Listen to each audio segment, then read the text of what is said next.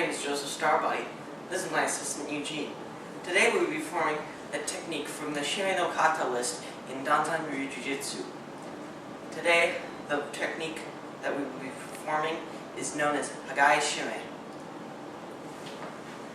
First we will perform the technique at full speed, and then we will break it down to show the elements of why we're doing what we're doing and how it relates to physics.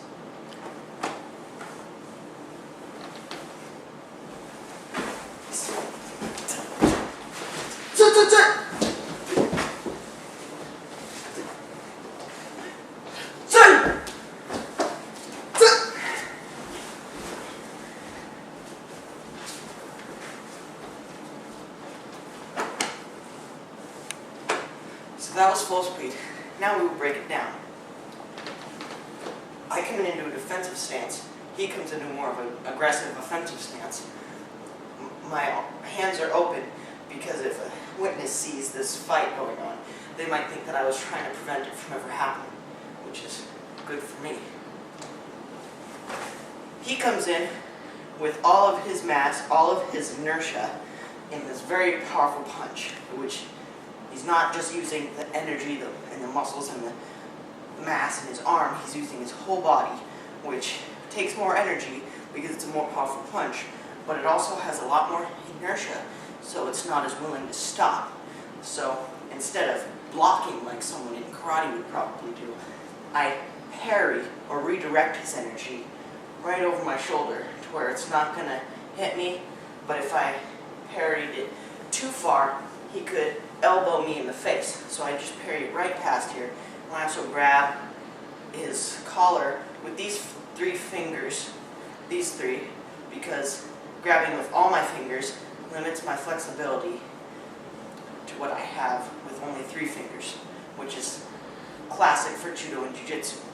Since he has all of his inertia from all of his mass, he's not as willing to stop, so I'm not going to stop him. I'm going to apply Newtons in the same direction that he's going in,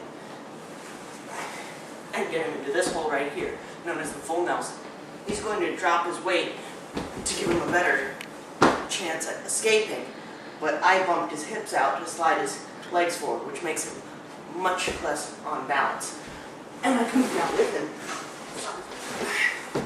I roll back, go with him, because I couldn't hold him up forever. This doesn't look like a very good position for me, but it's also not that great for him, seeing as I still have the full Nelson lock, and I can use all of my body, because I'm not in one fixed stance the whole fight.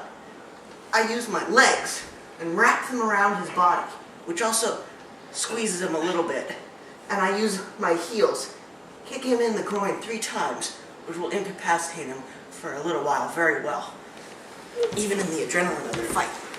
I use the lock to roll him over, still having control of him, and now there is not much he can do to defend against me. I grab his wrists and pull his arms back, readjust my position very quickly, and I use my own weight to break his wrists. Of course, I'm not actually breaking his wrists.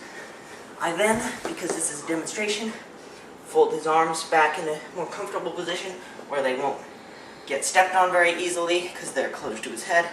I give him a kick for punishment, for punching me, and I go back in my defensive position. Since this is an art form and not just a drill for fighting, we go back to our positions and bow as a sign of respect. Thank you once again. I'm Joseph Starbody.